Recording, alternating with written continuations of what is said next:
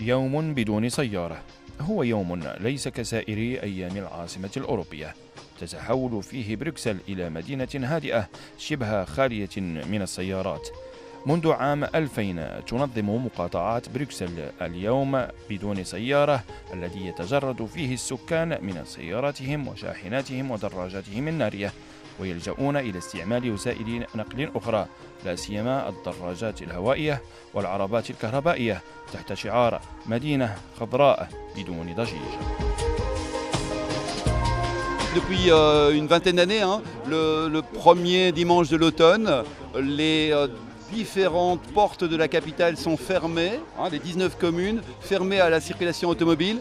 Et alors, ça veut dire que tous les grands boulevards sont envahis par les cyclistes, les piétons, les poussettes, et tous les citoyens s'engagent à ne pas sortir leur voiture ce jour-là. On respire, l'air est pur, on se promène dans les rues, on rencontre les gens différemment. Là, on peut venir à vélo, mais aussi en roller. Il y a des gens qui viennent à cheval, qui viennent en skateboard, en poussette avec les enfants. Donc on se retrouve un petit peu comme dans le temps passé. C'est super sympa. هذه مبادرة زوينة إيكولوجية كنتمناو أنها تكون في دولنا العربية باش يحسوا المواطنين بالمحافظة على البيئة. بروكسل ونواحيها تمنع السكان من استعمال السيارات وغيرها من وسائل النقل الملوثة للبيئة، وتعطي الأسبقية للدراجين، وتحفز سكان العاصمة الأوروبية على استعمال الدراجات الهوائية والسيارات الكهربائية المستخدمة للطاقة الشمسية بدلا من السيارات التي ينبعث منها الضجيج والدخان. ولدراسة كيفية تعامل المواطنين والزوار مع هذه المبادرة التي تعتبر وسيلة أنجع للتقليل من التلوث والقلق الذي يهدد البيئة منذ مطلع القرن التاسع عشر، انضمت بروكسل إلى نادي المدن الأوروبية المنظمة ليوم خال من السيارات منذ عام 2000 ميلادية.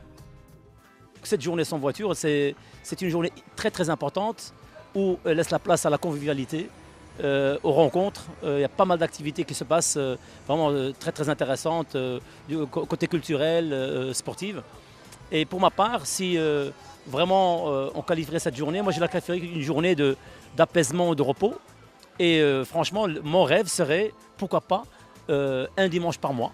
Et plus tard, pourquoi pas, chaque dimanche avoir une journée sans voiture. C'est vraiment génial. Il y a une initiative qui est partie de la ville de Bruxelles ou de la région de Bruxelles-Capitale où on va essayer de planter plus de 1 million d'arbres. Ça a l'air d'être énorme, mais 1 million d'arbres, c'est-à-dire qu'on doit reboiser la région, mais on doit donner plus d'espace à nos enfants. Et je pense que la voiture a pris beaucoup trop d'espace dans la vie de tous les jours. C'était à un moment donné un effet de mode. Et donc tous les jours des routes supplémentaires parce qu'il faut être accessible. Mais à un moment donné, je pense que l'être humain a le droit de reprendre le dessus et d'avoir l'espace qu'il mérite pour pouvoir se déplacer. Mais pour ça, il faut mettre des pistes cyclables, il faut pouvoir avoir des zones vertes, il faut que les gens puissent se déplacer agréablement, mais aussi en sécurité. Et aussi avec une heure pure. Parce que si c'est pour se promener dans une ville polluée, ce n'est pas nécessaire.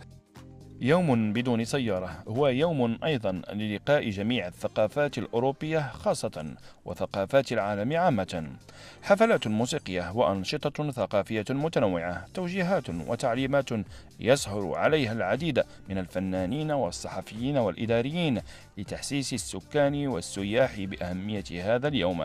هذه المبادرة الإيكولوجية زيادة على أنها تغير من سلوك سكان بروكسل، فهي تساهم في نمو الاقتصاد البلجيكي، وذلك بجلب عدد لا يستهان به من السياح الإيكولوجيين الوافدين من منطقة اليورو. عرفت الدورة 11 لليوم بدون سيارة هذه السنة إقبالا مهما. مبادرة إيكولوجية تحث على الحفاظ على البيئة، وهي تسعى اليوم إلى تحسيس جميع سكان العالم. العباني محمد، الثقافية، بروكسل.